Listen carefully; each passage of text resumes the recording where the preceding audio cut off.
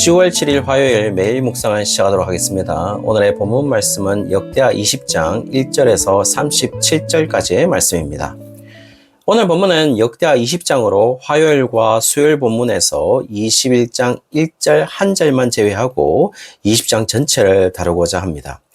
오늘 본문의 시작은 1절에 모압과 암몬과 마온 사람이 연합해서 남유다를 침공한 것으로 시작을 합니다. 그래서 2절에 사해의 동남쪽에서 이미 사해 서쪽까지 온 것으로 보고되었고 3절에 이 사실에 여호사밧은 상당히 두려워한 것으로 이야기하고 있어요.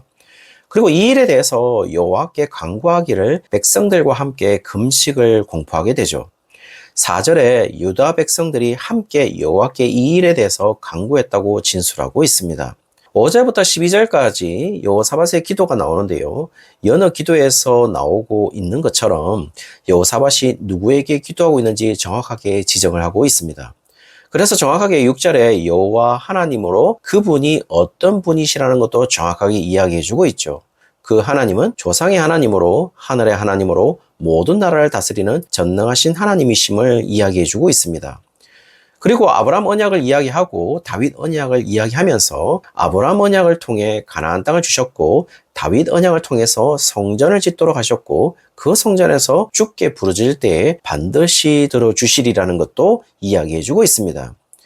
그리고 지금 그런 상황이 되었다는 사실도 이야기해주고 있죠. 왜냐하면 지금 암몬과 모압과 세일산 사람들이 연합하여 쳐들어왔기 때문인 것이죠.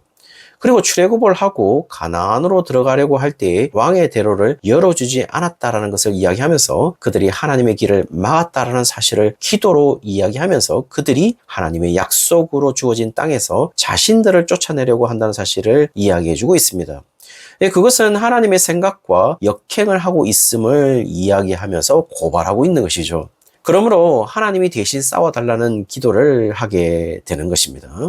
왜냐하면 단순히 이들은 남유다를 치러 오는 것이 아니라 하나님의 모든 계획을 꺾기 위해 오는 자들임을 이야기하면서 하나님에게 싸움을 거는 자들이므로 하나님께서 싸우셔서 막아주실 것을 이야기해주고 있는 것이죠.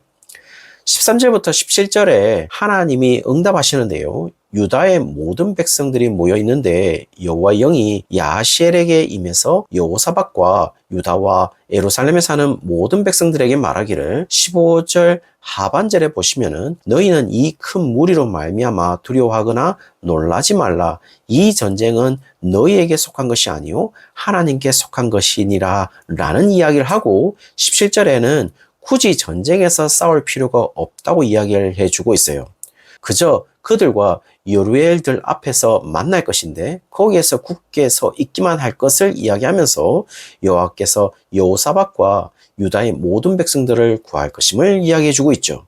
18절에 이 말을 들은 여호사밧과 유다의 모든 백성들은 여호와 앞에 엎드려 경배하고 19절에는 고핫과 고라의 자손 레위 사람들이 자리에서 일어나 여호와를 찬양하게 되는 것이죠.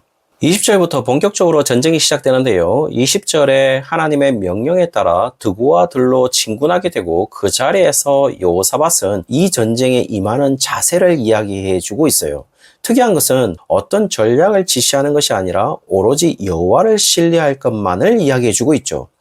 하나님의 말씀에 대해서만 신뢰할 것을 이야기해 주고 있다는 겁니다.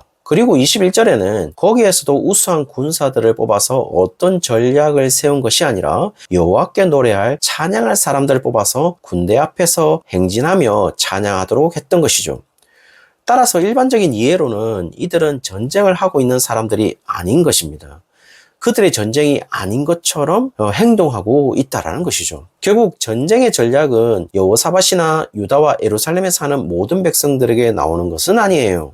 22절에 여호와께서 복병을 두어 유다를 치러 온 암몬 자손과 모압과 세일산 주민들을 치게 하심으로 그들을 패하였으니 라고 진술하는 부분에서 복병을 두는 주체가 여호와로 나오고 있다는 겁니다. 그리고 여기에서 복병이라는 자는 적어도 여호사밧과 유다와 예루살렘에 사는 모든 백성들로 보이지는 않습니다. 왜냐하면 지금 이들은 찬양만 하고 있으니까요. 아마 하나님께서는 23절 마지막에 그들이 서로 죽이도록 유도하신 것으로 보여요.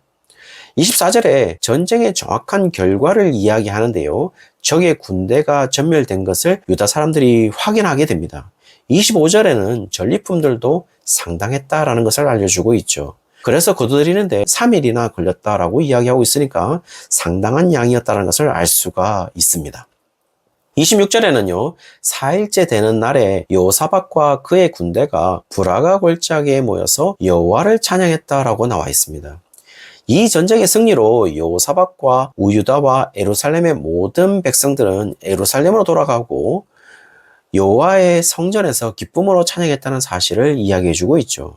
29절에는요, 이방 모든 나라가 여호와께서 이스라엘 적군을 치셨다는 것을 듣게 되고 여호와를 두려워했다라고 이야기해주고 있습니다. 그리고 30절에는요, 여호사밧의 나라는 평화를 누렸는데 그 이유도 하나님께서 평화를 허락했기 때문임을 이야기해주고 있죠. 정말 특이한 사실은 여기에서 여호사밧의 어떤 중요한 역할이 보이지가 않는다는 것이죠. 그저 여호사밧은 찬양한 자들의 n분의 1에 불과했다는 겁니다. 그리고 30절로 끝이 나는 것이 아니라 31절에서 37절을 덧붙인 듯한 느낌을 갖게 되는데요.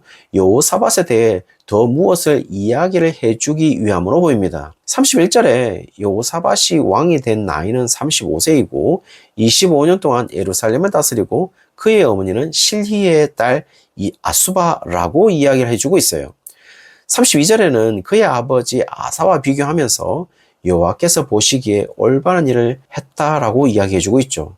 그러나 33절에 헛된 신들을 섬기는 산당을 없애버리지 않았다고 이야기하고 백성들은 그들의 조상들처럼 하나님을 열심히 따르지 않았다라고 이야기해주고 있습니다. 그리고 35절에는 여호사밧 왕이 북이스라엘 왕 아시아와 조약을 맺었다라고 이야기해주고 있죠. 그리고 아시아에 대한 평가는 매우 악한 왕이었음을 이야기해주고 있습니다. 그럼에도 불구하고 조약을 맺은 이유는 또 인간적인 것이었다는 것이죠.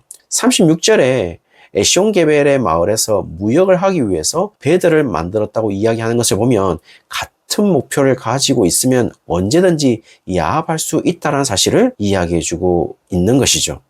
이에 37절에 엘리에셀이 여호사밧을 향하여 예언하기를 아시아와 교제함으로 여호와께서 왕이 지은 것을 파하실 것임을 이야기해주고 있어요. 그리고 배가 파손됨으로 다시스로 가지 못했다는 사실을 이야기해주고 있죠.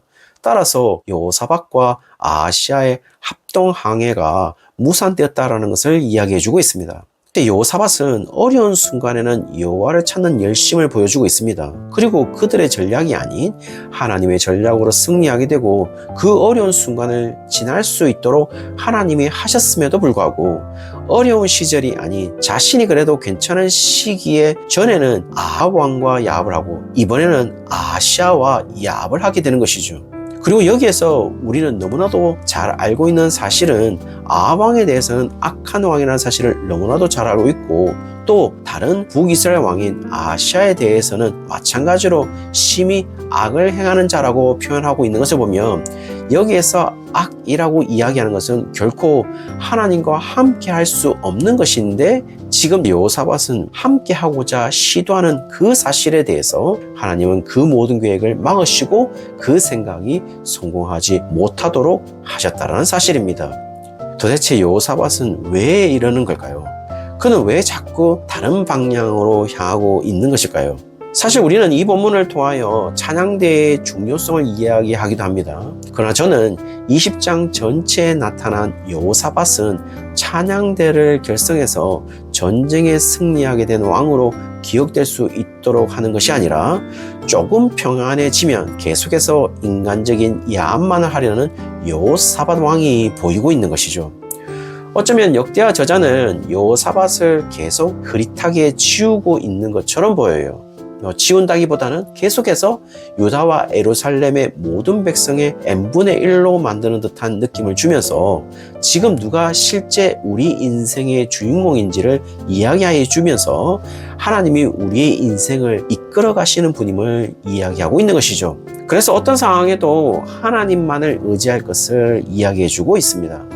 전쟁과 같은 급박한 상황이라도 그리고 나름 괜찮게 살 수 있는 평안의 상태라고 할지라도 모든 상황 속에서 살 수 있는 유일한 길은 여호와를 의지하는 길이다 라는 것을 이야기해 주고 있는 것이죠.